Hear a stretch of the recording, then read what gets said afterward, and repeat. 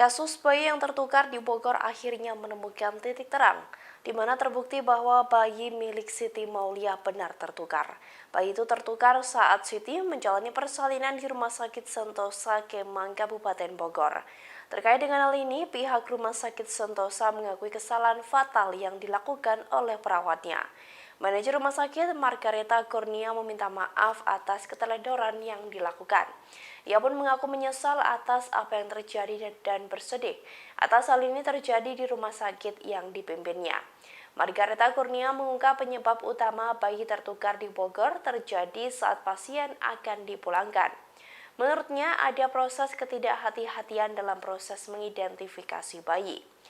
Lebih lanjut, juru bicara Rumah Sakit Sentosa, Greg Cako, mengatakan mulanya akan memberikan sanksi kepada 15 perawat, namun kini jumlahnya dikurangi. Ia menuturkan ada 10 orang yang diberi SP1, sementara 5 lainnya yang terdiri dari perawat dan bidan kini dinonaktifkan atau dibebas tugaskan.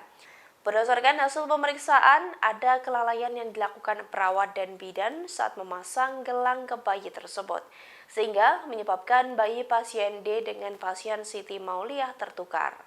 Berdasarkan hasil dari laboratorium forensik Puslapfor Bareskrim Mabes Polri, yang dimana ditemukan memang fix 99,99% berdasarkan data yang diberikan oleh Puslapfor Bareskrim, dalam hal ini yang diwakili oleh beliau, bahwa anak tersebut memang tertukar.